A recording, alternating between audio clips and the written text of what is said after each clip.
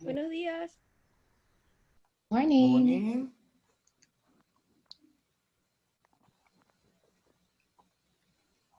Good morning, everyone. How are you today? Morning. So Sunday morning. Sunday morning. That's it. Well, for you, for me, it's Sunday afternoon. Oh, there you go. So, before we start, I would like to ask everyone to please mute your microphones while we talk if you haven't done it, so we avoid having extra noise. As I will also deactivate mine in a couple of minutes. So again, hi everybody, good morning. On behalf of Ventiso, I'd like to welcome you all to the webinar, I Can't See What My Students Are Doing, Debunking Beliefs on Online Teaching. This is the first of a series of webinars that will be held twice every month on Sunday. So this is the first one from the previous series we had before. My name is Jesus Sosa, and together with Miguel Perez, we're going to be your moderators this time. I would also like to welcome our presenter, Maricarmen Gamero, who is here to talk to us about this interesting topic that is quite useful in recent times. Like, I think we have all gone through some of the steps she mentions. So let me tell you a little about this webinar to refresh. In this webinar, Maricarmen will talk about strategies to debunk beliefs concerning online teaching and learning. She will analyze the circumstances around the origin of beliefs related to teachers and students' roles. The development of teaching styles when reusing mobile and or video conferencing apps will be discussed further as an example of emerging context for language learning. And let's get to know a little more about Maricarmen. She's a PhD researcher at the University of Warwick, UK. She has worked as an online and on-site teacher, trainer, and language teacher in Venezuela since 2008. Her main research interest is teacher education in video remote teaching. Welcome, Maricarmen. We're really happy to have you here. We're really honored. So the floor is yours now. Welcome, Thank you very much. Thank you very much, Jesus. So welcome everyone. And well, I would like to say thank you for the invitation. I've always been a friend of Ventiso since I started teaching in Venezuela. So I'm really glad to see some familiar faces, to see new names. And thank you so much for all the attendees for your interest in my presentation today. So I'm going to explain you a little bit about the dynamic that I'm planning to implement during my presentation. So I intend to speak during 10 minutes about one aspect, then we can have a little bit of a conversation. If you have questions about those first 10 minutes, you can ask them. Feel free to use the chat to express your opinions, to ask questions. Then I will talk during 10 minutes about another aspect. So that is basically the dynamic. 10 minutes, then conversation, 10 minutes, conversation, and then 10 minutes and conversation, and then we will have the hour. So let me see, let me start sharing the screen.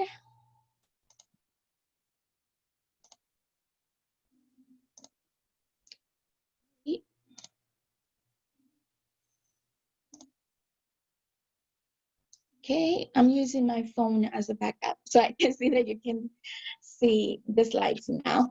So I'm going to tell you why I decided to title this presentation as I Can't See What My Students Are Doing, Debunking Beliefs on Online Teaching. Well, basically, I'm doing research on remote teaching. I'm working with teachers who have been teaching for quite a while online, but also with some teachers who, because of the COVID-19, they had to teach online as well. So this is kind of representing a new experience for them as well. And of course, I could talk about my experience when I started teaching online. I used to say, you know, it's a bit frustrating because I can't see what my students are doing. So this presentation, or I don't intend to make this presentation a prescriptive one. This is just based on my experience as a teacher trainer, but also as a researcher. So what we're going to be discussing today, it's basically three aspects. One of them, the circumstances around the origins of beliefs. We're going to be talking about the teaching styles and how they influence the use of mobile or video conferencing applications, but also how our teaching styles can help us shape the use of mobile or video conferencing apps. And we're going to be talking a bit about repurposing mobile or video conferencing apps. So it means reusing or repurposing the applications that we already have in our mobile phones, considering, of course, the context where we are teaching. So according to Simon Borg, we can see that beliefs, they are, like say, statements or ideas that we hold consciously or unconsciously. So somehow they are going to determine the way we think and the way we behave, especially in the classroom. So that is the general definition of beliefs. They are sometimes related with assumptions, but the difference is that when we have a belief, we believe that, sorry for the redundancy, we think that something is certainly true. We are certain that they are true. But in the assumptions, we believe we're not so sure if they are true or not, but we are assuming an idea. So in the case of Woods, he mentions that when we are teaching, obviously we have knowledge. And that knowledge is going to come to represent our conceptions and our the formal theories and how we're going to look at education, how we're going to look at English language teaching. But also, once we start practicing with our teaching practice, we may develop procedural knowledge that is somehow they constitute our beliefs. So in this case, as I said before, depending on the beliefs we have in the case of technology, in the case of the tools, in the case of our proficiency, in the case of our ability to teach online, that is going to determine the way we think about us, about our students, about this new experience we're having. And of course, according to that is that we're going to act. So in this case, at the beginning when I was teaching, and some of my participants in my research, they have expressed, especially in the use of video conferencing, but also in the case of the flipped classroom, when the students have to do activities before coming to the face-to-face session, they have mentioned that they feel, or that it's a bit frustrating when they cannot see what the students are doing.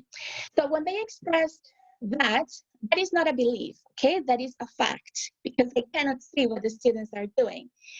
So I try to connect that fact to the feelings they are having about that fact. For example, okay, so you cannot see what your students are doing, but how do you feel about that? And then once they state how they are feeling, I can connect that to a thought, okay? So what are you thinking? What are your thoughts about that feeling? And in that way, that kind of leads me to uncovering the belief behind that statement. So for example, some of them mentioned that they feel frustrated because the students may not be focusing on the lesson. So it means that the students may be doing something else instead of listening to them or doing the activities that they should be doing. So some of them also expressed some worry that they were concerned that the students were not working. And of course, they were concerned because they felt they were not doing a good job. So in that case, when I went deeper into those feelings and those thoughts, we found out about the beliefs they have about students' autonomy. And of course, the belief they have or their conceptions on teaching, and which is somehow related to their teaching style.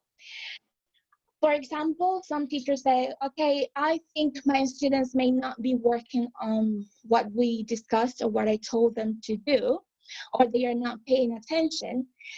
And then in the aspect of the students' autonomy, we got to the part where you are doing your job, that you feel that you're not doing a good job because you think, you assume, it's an assumption that your students may not be focused on the lesson. So, and that is kind of related to students' autonomy. What is the decision of the students to work on what you tell them to do? What kinds of activities are you doing that somehow made you believe that your students are not focused on the lesson? Is that related to student engagement? To what point are you responsible because the students are not engaged in the lesson? What else can you do to engage your students? So in that case, when we link together feelings, the thoughts, and then of course the belief, we get to an aspect in which the teachers can think about possible solutions or possible activities that they can do to change that aspect. But of course, that one was especially related to students' autonomy. Now, some of the teachers that thought that they were not doing a good job, I could, like say, study the aspect of their conception on teaching. So some teachers, they think, or they believe actually, that when you are teaching a lesson, there must be some presentation of the content. So that you somehow needs to guide the students step by step on what you're going to do. But that is going to depend on the teaching style that you have. So for example, if you are a demonstrator, then you would prefer that one. You would prefer to present the content, a little bit of content, and then guide the student to the activities that they are going to do. But if in your case, you prefer to delegate, or you are kind of using a task-based approach, or project-based learning, then you're going to obviously state some instructions at the beginning of the lesson. The students are going to be working collaboratively with each other, so they will have to use the language. And then at the end, they're going to be monitoring the situation in case they have doubts, or in case they have questions, or in case the instructions were not well stated. And then, of course, you can give some input about the language when they are finally, let's say, introducing or presenting what they were working on. So, of course, that is related to the teaching style that you may have. So in this aspect, when we link together the feelings with the thoughts, and then the belief, and then that will lead to the teaching style or the conception on teaching. Do you have any questions on this area? Because I said I was going to present a little bit of information, and then I was going to check if you had any question. Miguel, Jesus, you can type your questions in the chat box if you have an obvious.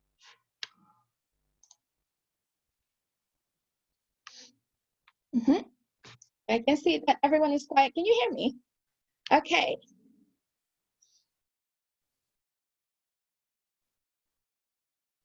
Okay, Jesus, could you please activate your microphone? I would like to hear your voice. Oh, and Miguel. hi. Yes, there you are.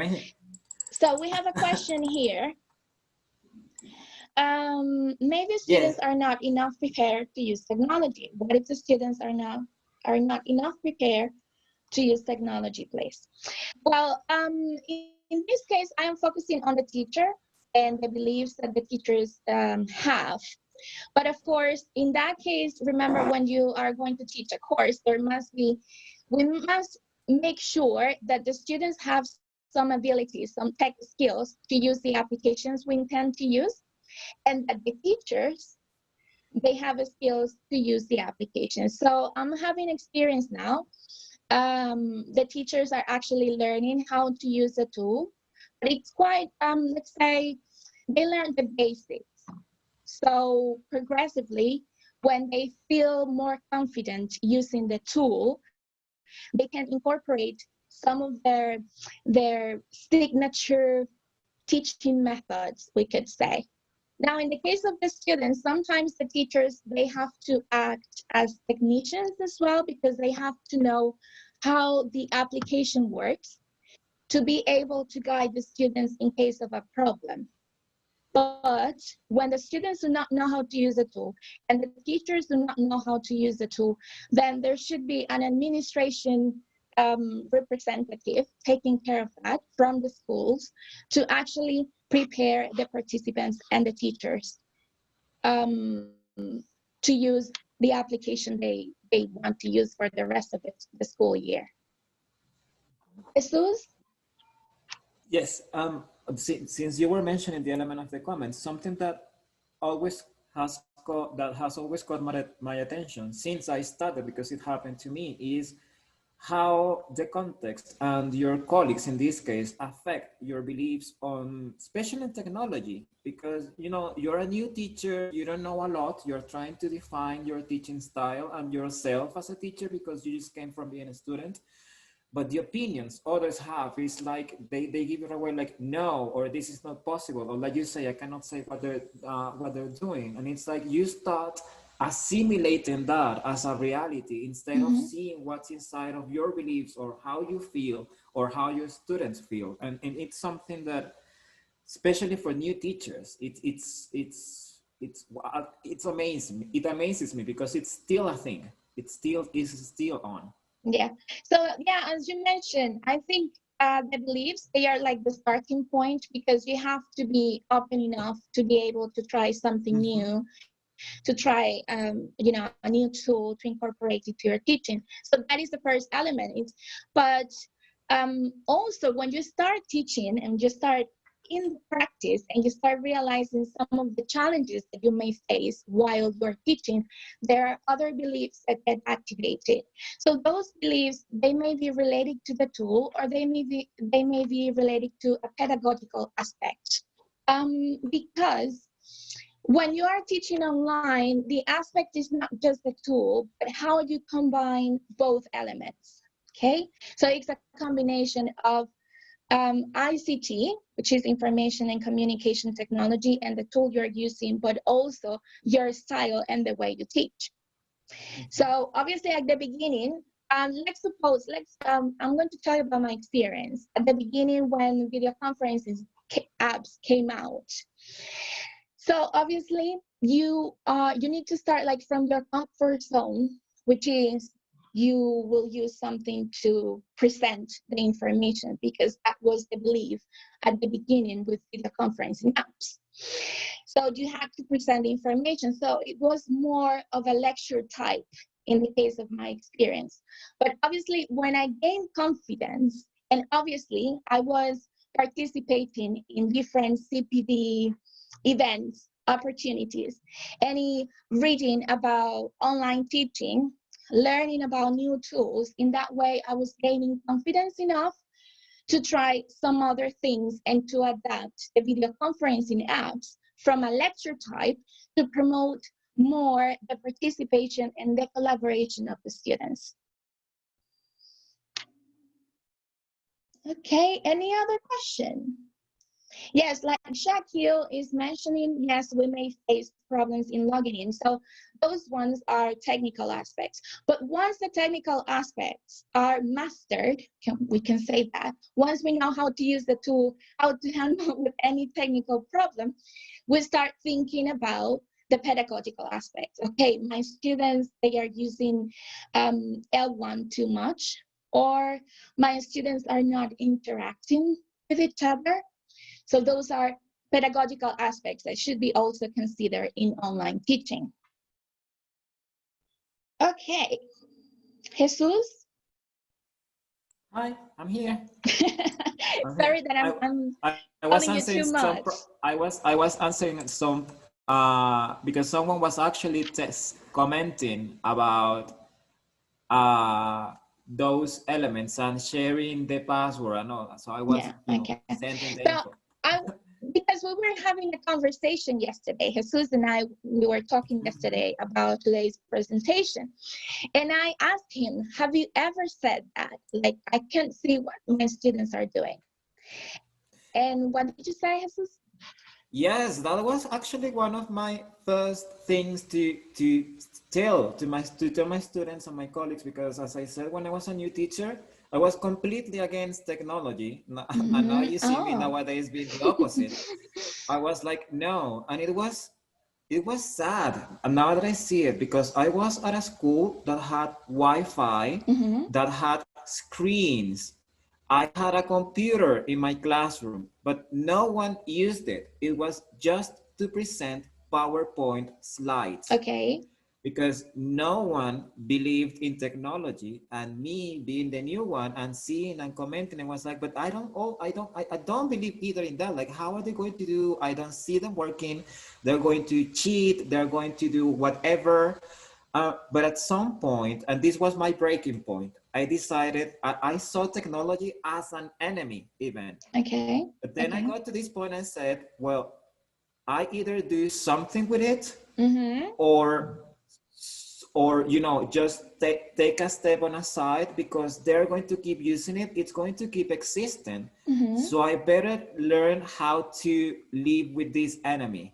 Okay. And it's like you said, I had to start, you know, finding information, putting myself in a different place than just the person that was reluctant out of not having any knowledge, seeing what that meant, like being a student on an online course and saying, well, my teacher cannot see what I'm doing, but I'm doing stuff. And finding ways as a student to bridge the gap of that myth of not seeing things. And I started realizing, like, well, there are ways to see, like, you know, I'm using quotation.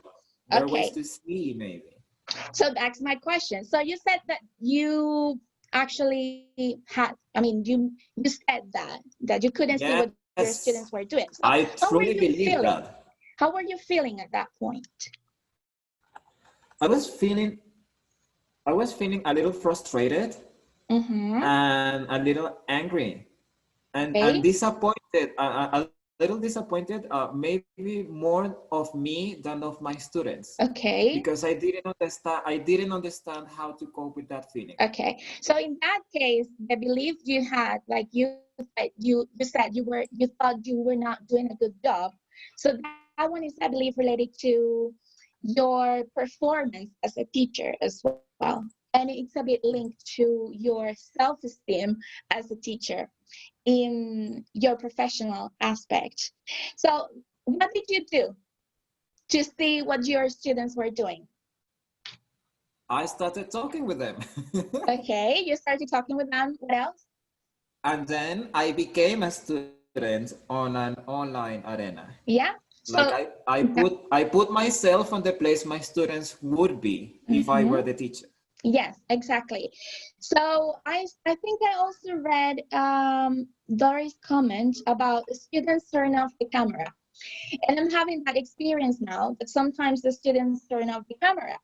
But you may feel, you know, I cannot monitor what my students doing because they are in a different place, different to the place I am now. So I cannot see what they are doing, if they are working or not. But for example, in my case, I always try to use project-based learning in a way that what the students are going to work on, it's not copy and pasting, but it's something related to their lives that they can actually work on and apply critical thinking.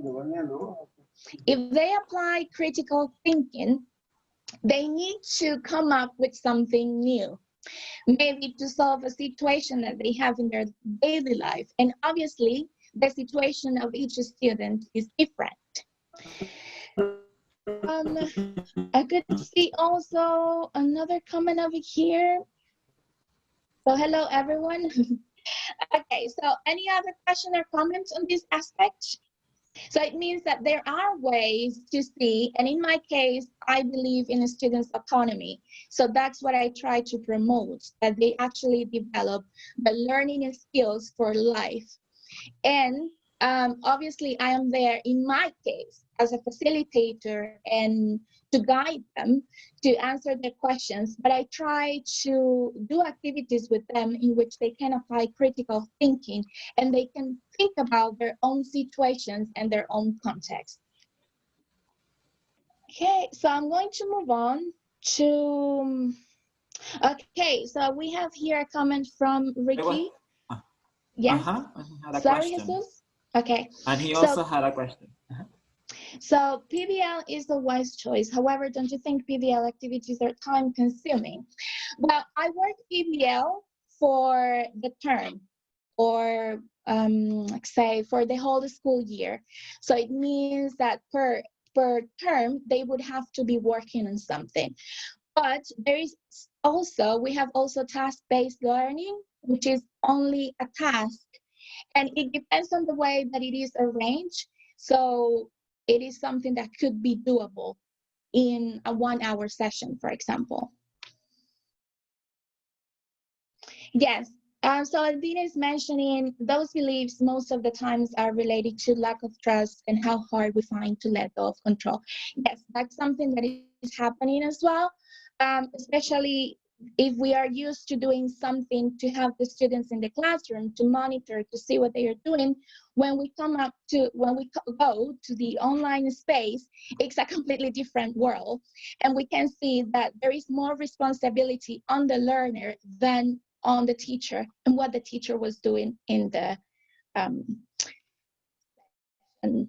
on-site session. Sorry, I got distracted by something here. Okay, so I'm going to share the screen again. Screen here. And I'm going to move on over here. So in the last part, I mentioned about the teaching styles.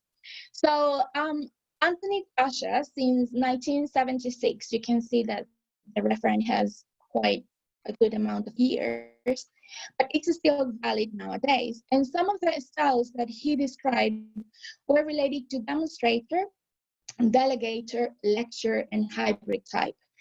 So in the case of the lecture, it's a bit related to teacher-centered. So you mean when you are doing a presentation, but there is no time for questions or students working collaborative on something.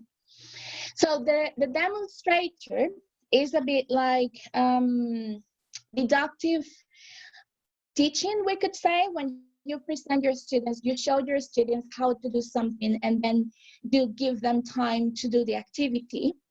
Then the delegator would be the students working together, collaborating, discussing, discovering knowledge to then actually present to the rest of the group, for example. And then the hybrid type, which is any of those depending on the context and the situations. So I'm not going to say that the lecture type is better than the delegator. And I'm not going to say that the hybrid type is the best of them all. And why? Because each teacher has a set of circumstances and they are working in a specific context. So one classroom, one group of students is one context. And if we have 10 students or if we have 50 students, there are different realities. So I'm not going to say one style is better than the other. It's going to depend on the situation, on the teacher's decision, and of course, the students that the teacher has.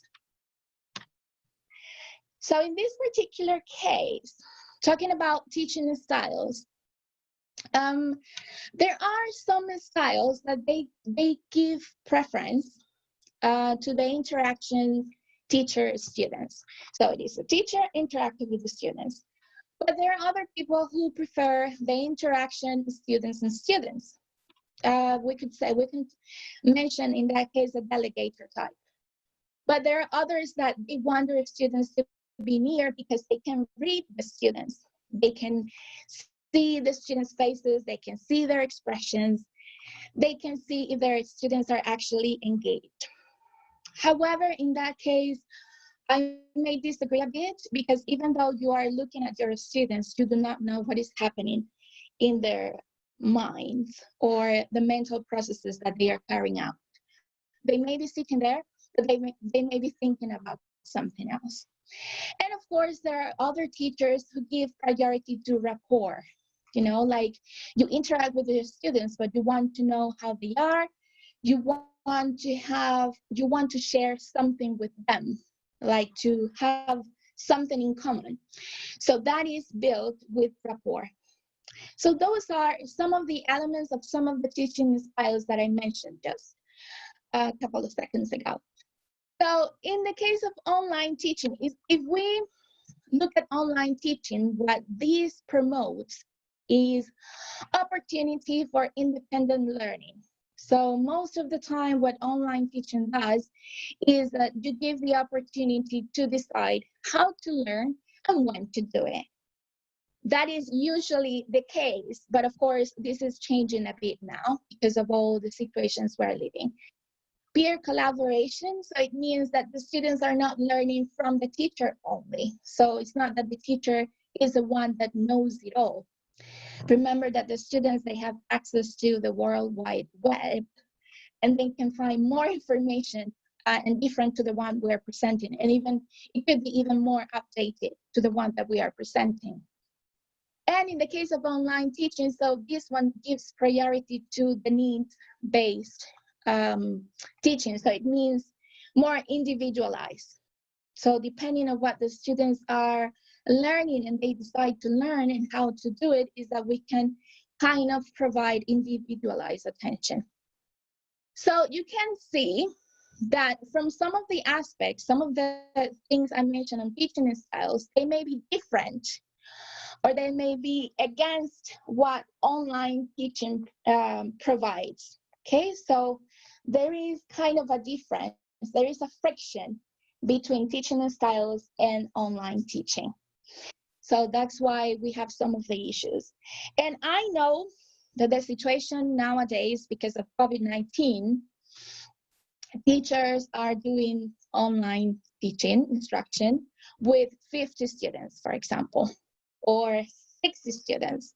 That's why I said a few minutes ago, it depends on the context the teachers are dealing with.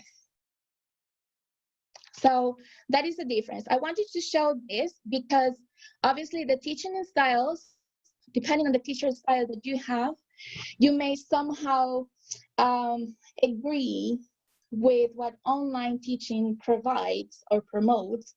But if you have a teaching style that is kind of, or that you cannot do, or you don't agree with what online teaching does, so there is a friction there. So my recommendation in that case, and these are some questions for reflection.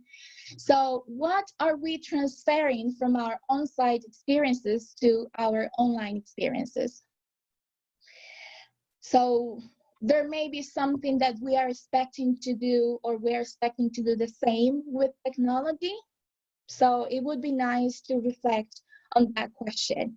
What am I expecting to do from on the online setting that I used to do in my on-site sessions? And to what extent is my teaching style allowing me to see the assets or the advantages of the tool I am using? So if I have this perception about my teaching style, that I really want to have constant interaction teacher-student, the tool I'm using, is it adequate to my teaching style? Or if it's not, then it means that I have to kind of adapt my teaching style to this new idea or this new tool. And if I don't want, or if I want my students just to talk to me, is this tool allowing me, or this new, let's say, method allowing me to do that with my students? So these are just two questions for reflection. For example, I wanted to show you this one. And this one is a collaborative tool. It has some free membership, but it only allows one-to-one video calls.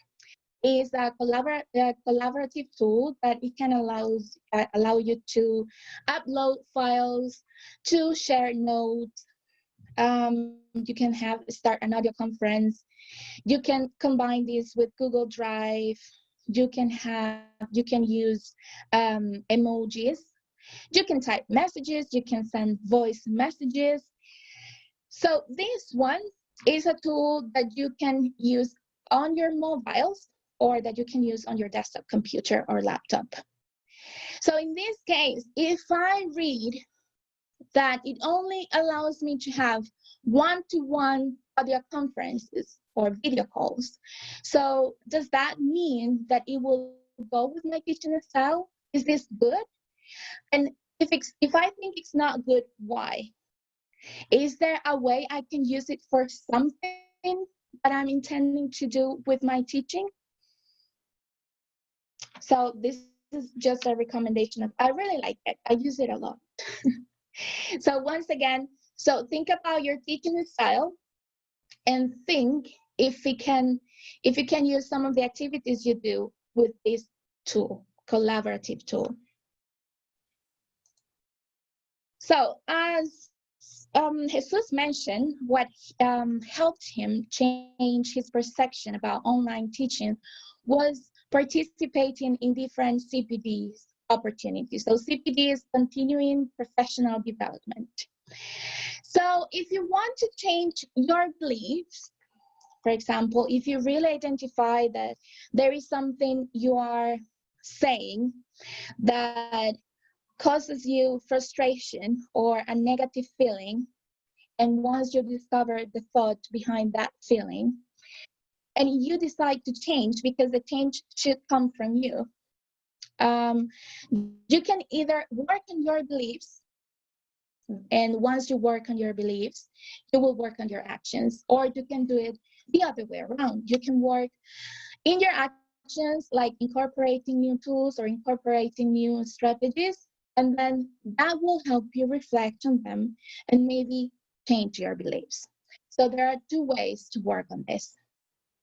And these are some of the strategies. Oh, sorry.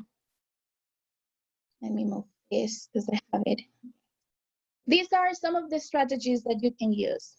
You can use reflective practice, which is something I started doing in this session by describing how the beliefs influence our thinking and our behavior, and the kind of questions I ask my participants, for example. So you can decide to work on reflective practice. You have an author there, well, two authors. You can also participate in massive open online courses that are available. Especially, there are many online courses available these days because of the pandemic. You can read journals, and in that case, I would recommend open access journals. So you have there, try to look for open access journals, because then you will see some of the updated articles on the subject. You can participate in communities of practice. So, and there are many communities of practice on Facebook and Twitter, or you can create your own teacher clubs. So teacher clubs, of course, it could be a place for you to drain and express your feelings, or you can use a teacher club. It could be just 2 teachers or 3 teachers or 5 teachers. It doesn't have to be massive. For you to share some ideas, or if you have the same doubt, you can kind of share, I'm going to look for a journal. You can try and watch a video, and then we'll discuss. Okay, so it's like studying together, but it is a teacher club. So those are some of the ideas I suggest and the ideas that I use to work on my teaching practice and to work on my beliefs as well. So if you have any question or comment, I'm going to start sharing here.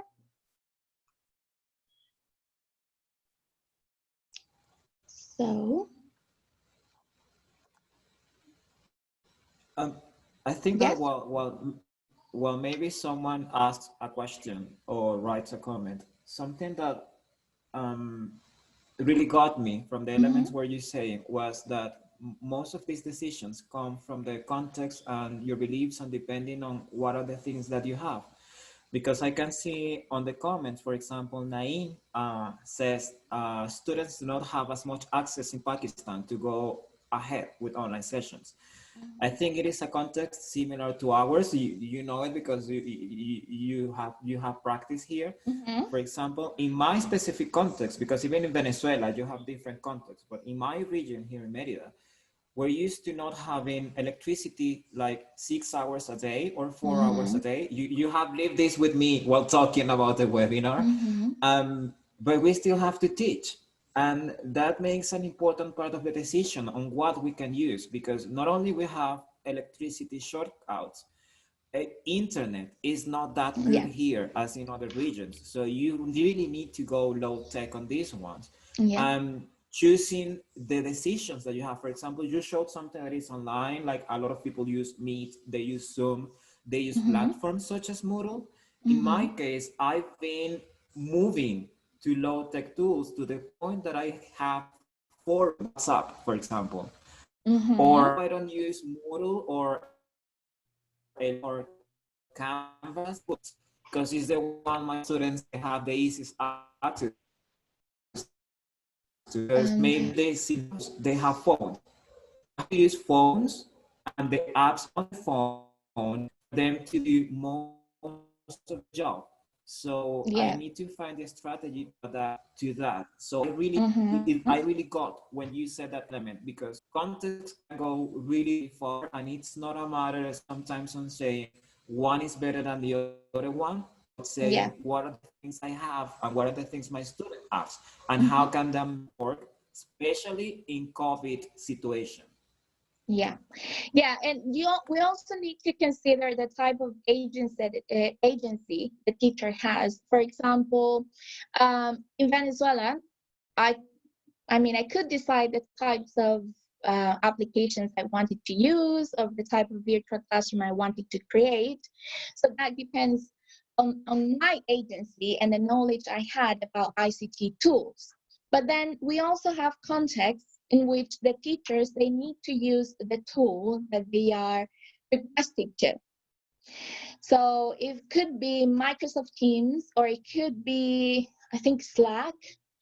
So in that case, the teacher, of course, they have their teaching style, but in that case, they have to adapt themselves to the tool that they are given. So it depends on the type of agency and the freedom that you can have to add new tools to your practice. So I think that is an aspect of management and administration, and I think negotiation between teachers and administration as well. Okay, so here I can see some people talking about PBL and flipped classroom. I'm talking about flipped classroom. I'm using flipped classroom now, but it's important. I've realized in the case of the students that they do not see. Well, one of the students commented that it was quite repetitive, like to go to the session to discuss what they did already, and that they knew, that they felt they knew. So it's important to highlight to the students the connection between what they do before the session, like the pre-session activities, and the type of activities they are going to do with you. So for example, let's suppose that they are working on their own individually on something, and then during the live session, they can collaborate with each other. So I think in that case, it's important to have a conversation with the students as well. And again, that depends as well on the age group that you're teaching, because I know that some people, they're teaching very young learners. So it's quite hard to tell them, okay, this is what you're going to do here, and this is what we're going to do here. You can still do it, but it has to be a bit, let's say, well explained and using the right words and providing the right instructions to them when they are doing it. So Vina says, regarding the tool you can use depending to your context. Yes, this is a real way to test not only your creativity, but your flexibility to adapt to what you and your students can use. Exactly. So I'm going to talk about that in the last part, and I think I'm going to do it now. do the PowerPoint again.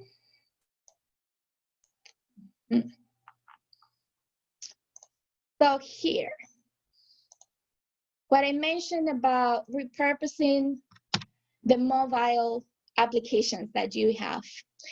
So obviously we need to do a survey if it is your responsibility to apply a needs analysis and see to the kind of devices your students have access to and the kinds of devices you as a teacher have access to. But sometimes if the students have smartphones and you have smartphones, you can decide on what applications from the phones you can use. So this is a screenshot from mine, and you can see that I have Instagram, I have Pinterest, I have email, obviously, PowerPoint, sound recorder, salad recipes, and of course we have the Play Store where we can get other applications. So it's possible to try to create a lesson plan with your students based on the devices they have and select the applications you can use to, let's say, fulfill or accomplish the outcome of your teaching. So it is possible if they have the smartphones. If the students do not have smartphones, then the context is a bit more complicated because you can work with, let's say, text messages, but the less tools or the less applications we have in common with our students, so the responsibility is, there is a major responsibility on the student to do their part, because you can use a text message, but also the text messages, they require money as well, like to invest on the text messaging. Okay, so here, if you're planning to do this, or this is something that you could use, try to list all the applications you have in your smartphone that can help you to collaborate with your students, or that they can use to speak, write, read, and listen, all of the combinations of the previous one. As I said a few minutes ago, I mentioned Flock. So Flock, you can do all of that. But there is, let's say, a constraint, because there is only, if you're planning to use the free membership, it only has one-to-one opportunities for video call. And of course, you can do this together with your students. Remember that in the case of students' autonomy is also to give them voice and deciding with them what is the best option or what is the best decision to make here. And of course, once again, once you decide the applications, you can ask yourself the questions: do they fit the purpose of the course? My teaching purpose. And my teacher purpose, it doesn't mean, obviously it has to be related to the content you're teaching. But there is also a purpose that we have as people when we're teaching. For example, we want our students to feel comfortable in the sessions that we're doing. We want our students to feel confident to speak. So those are some of your purposes as teacher. That is, obviously it is related to the content you're teaching, but it's also related to the aspect of you and your vocation as a teacher. And of course, how can I take advantage of the feature of this tool? I was also mentioning about the fact of the context. Depending on your context, you can decide to work with open source tools because they are most of the time free. And obviously they provide the source, so to anyone who has permission to edit and who can edit can add more features to the tool. But this is a good recommendation. And these are the ones I prefer to use, to be honest. So Dixie is like a video conferencing app, but it's through a web browser. We also have Claroline. Maybe most of you know Claroline. This is to create a learning management system. And you have Dummy as well, which is another open source tool. And this one is also for video conferencing. So mobile apps, I've heard a lot of cases around the world who are using WhatsApp, okay, to create, like say, like your virtual classroom on WhatsApp. There are people using Telegram. And I remember when Facebook came out and I was still working in Venezuela, there was a research, or maybe several studies, on the use of Facebook for teaching. And in that case, the students, I remember, because they were undergraduate students, they were using it because first it was a tool that all of the students were using. So it means that the students, they were having access to that one. And they could also use it to provide content, to promote discussion. So here, it depends again on the context and the types of tools that you have access to. And other tools, I can mention Flipgrid for your presentations, and webroom.net, which is also for collaboration. So this one, food for thought, and with this I conclude my presentation. So try to reflect on your teaching philosophy and style. Most of the time when we think about reflection is that we think about the session and we say what went well and what went wrong. It could go beyond there. You can think about the kinds of feelings you're having about certain situations during your sessions. What are your thoughts about that?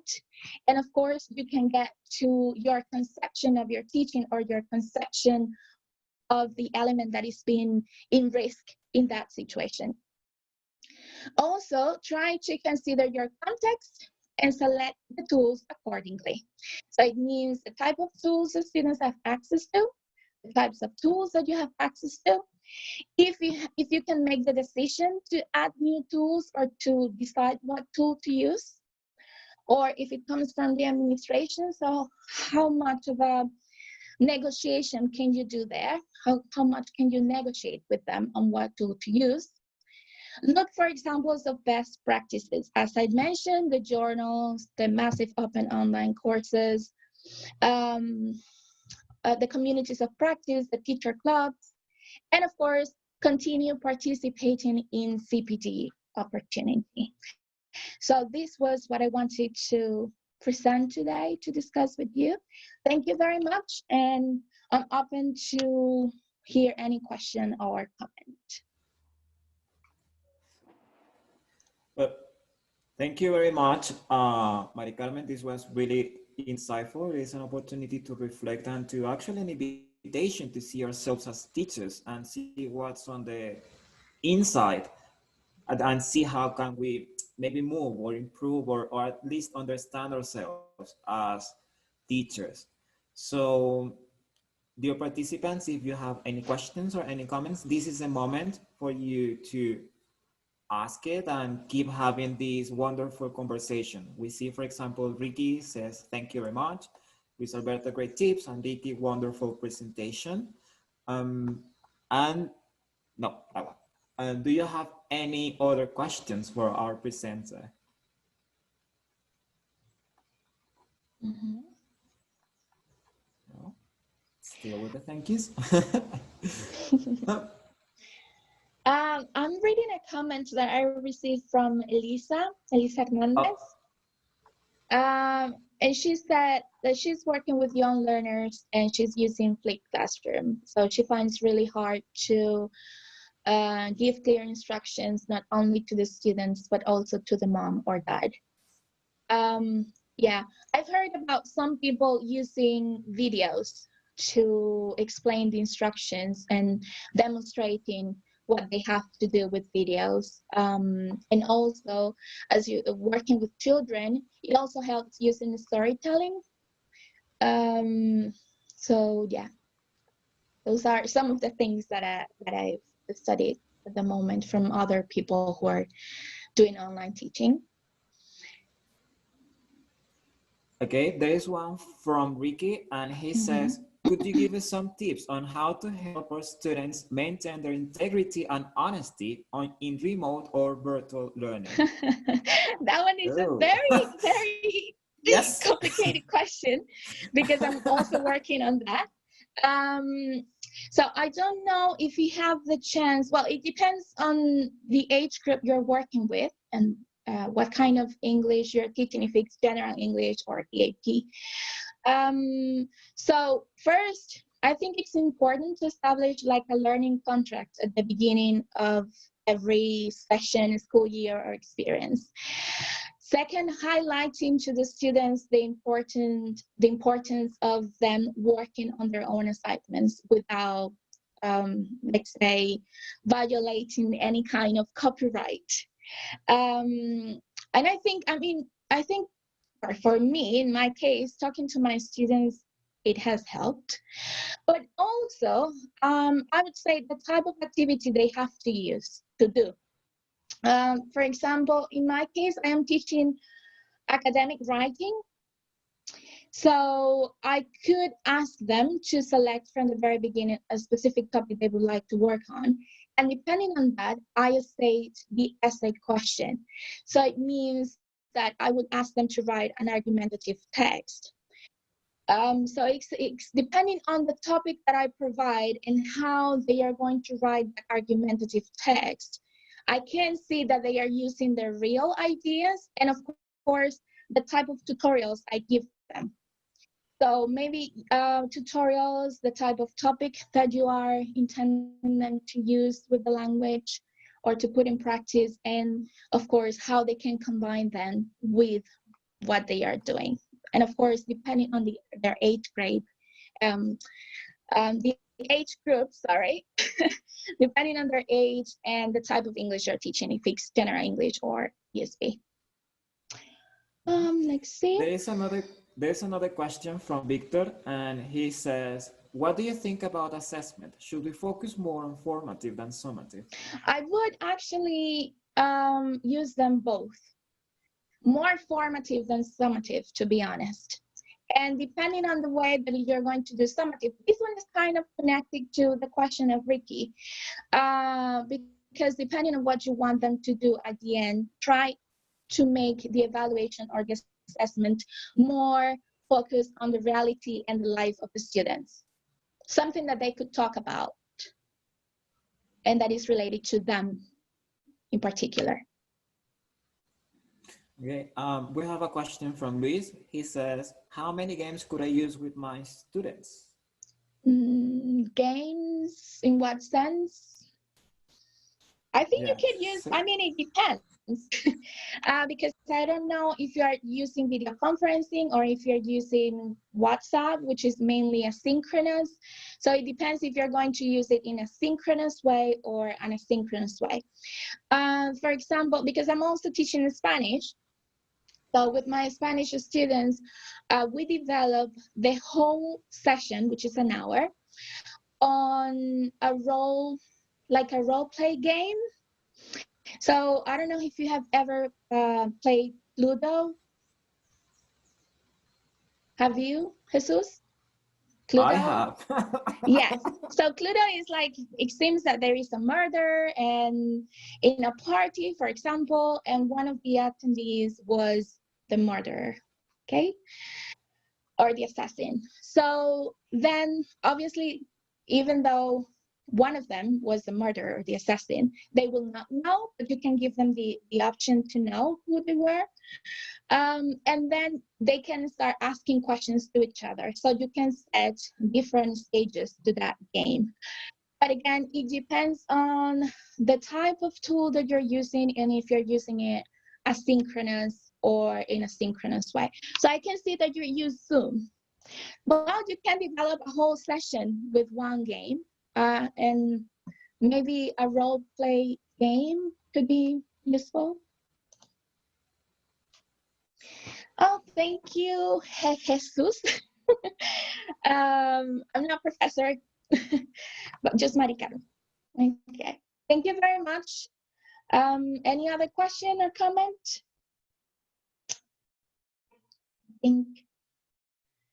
Should we demand to our students to turn their cameras on? Okay, so I'm reading Sunny Garcia's question about the cameras, having the cameras on or off. First, you need to consider that when you ask your students their camera on, it's like an invasion to their privacy, even though we don't see it that way. Because remember that they are at home, so there might be situations at home they do not want to show on the camera. Second, there might be something going on that we do not know about, so there might be a reason why. I will recommend you just to state when to have the camera on and in what occasions to have the camera off, or ask your students to communicate to you why they have the camera off, because there might be a reason we do not know about. Thank you. Thank you. Okay. Okay, are there any other final questions? I see Lisa. Okay. Also about the recording, when we're using video conferencing applications, about the recordings, you also need to consider that you need to get the consent of your students to be able to record the session. And especially what you're going to do with the recording, because those are elements of privacy and that you need to consider. Okay, there's a question from Sonia. That one is very interesting, and that is something that it has been creating a debate. Well, you know, my attention span, and I'm going to say this personally, my attention span is very short, and that's why I try to do, for example, today's presentation, to divide it in 10 minutes for me to talk, and discussion, 10 minutes, discussion, 10 minutes, and discussion. Because my attention span after 11 minutes, I'm not paying attention or I get distracted. And I think that is going to diminish with time in my case. Now, in the case of your students, try to consider the type of topic that you're presenting, how you would feel as a student being in that session. Also, the age of the students, because if they are kids, I really think it's really painful for them to be sitting in front of a screen just listening to the teacher. So try to consider that, the attention span of the students. Or if you are doing a video, if you are working asynchronously and you're doing a video, I recommend, me, Maricarmen, 5 to 7 minutes. Because, I mean, the video has to be about something specific that you want to present or talk about. So I consider that is the length of a session and even video. Pronunciation with children. Juan Jose, can you be more specific with that question? We have a question before from Luis, and he says maybe we could wrap up with these 3 final questions, because there are 3. Yeah. There is one that says, flipped classroom, how can I use it in online classes? That will be the first one of our final 3 questions. So remember, in the case of the live session is for discussion on the pre-session activities. So you have to set activities that they do asynchronously before coming to the session.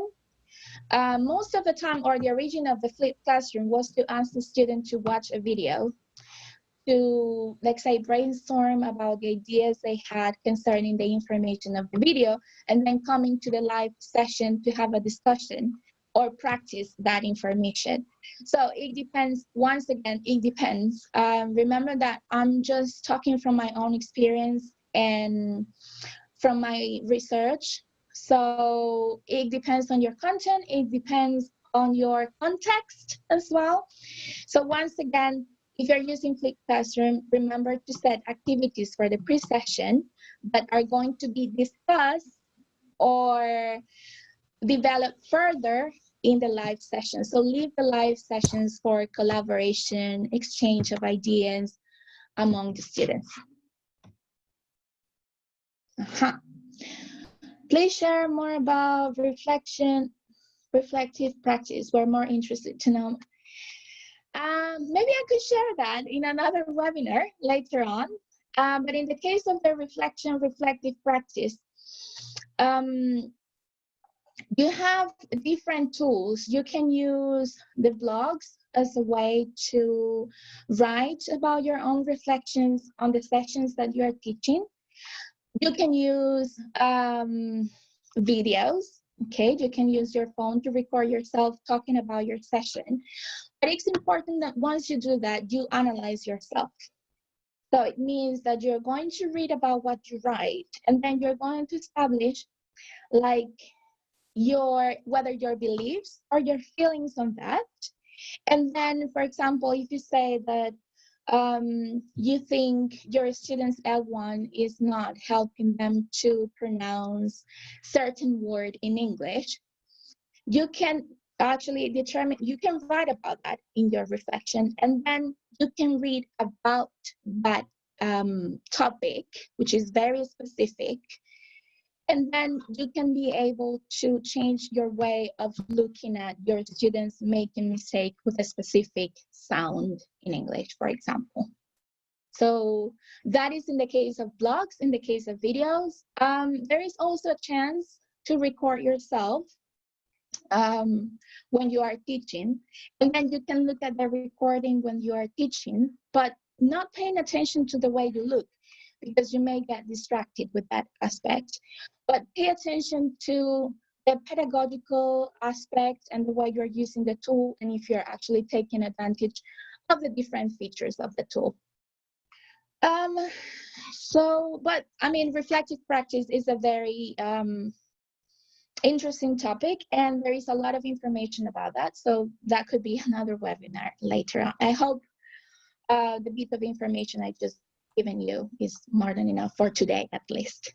Yes, these final questions, every single question gets to, take us to another follow-up webinar on this topic, because there's a lot to say, and this was a good starting point. The final question, and I'm sorry for Luis on this one, but we have a little time constraint and we need to keep it on this topic. It was about correcting children in online settings. I'm guessing maybe some short tips, some brief tips or experience or anything. What can you tell us about that? Well, in the case of the correcting people, we have to be very subtle with this, because you actually want your students to keep engaged and motivated to learn the language. So if we are very strict when correcting children, that could be a way to disengage them or to demotivate them. So a way, you can either write down a sentence or an expression similar to the one they are using, but try to present it in a different slide if you're using slides, or it could be a whiteboard. You can also use a whiteboard with video conferencing apps. It could be one a real one, or you could use the one that the applications provide. So but try not to be so direct with them. That is my recommendation as a teacher. I've never done that, unless if they are adults. I'm not a perfect teacher. But with children, it's trying to be very careful, and it's about showing them and sometimes even repeating with them, so that they can get used to the phrase that you want them to correct. Okay, thank you very much, Maricarmen. Okay. This was a wonderful experience. There was wonderful questions by the participants. Yes, I guess we could stay here the whole day talking and asking questions. But that means we're trying to make changes. We're trying to optimize and improve our practice. And we want to establish a community of practice. And we want to get to places. And for this one, this is our first webinar, as I said at the beginning, but from Ben Teasel, every Sunday, there's something you can do following our community of practice. You can follow us on Instagram, Twitter, and Facebook on Ben Teasel. And on Facebook, we have both the page and the main group to interact. And you can also take a look at our YouTube channel, Venezuela Teasel, because there you have previous webinars we have recorded, and you're going to have Maricarmen's webinar uploaded soon. We'll let you know. And next Sunday, for example, we're going to have a live talk on Instagram, continuing conversations on ICT and pedagogy. Yeah. We're going to do that for this follow live session that is going to be held on Instagram next Sunday. And we're going to continue having that one on the following webinar, like 2 Sundays from now. So you can see this is a continuation of the topic, with Maricarmen being the first one. And then on the previous live, we also had it. So you can follow us and you can continue having these topics, and you can continue this conversation with more specific fields and areas to have this. So thank you very much for all of you for coming.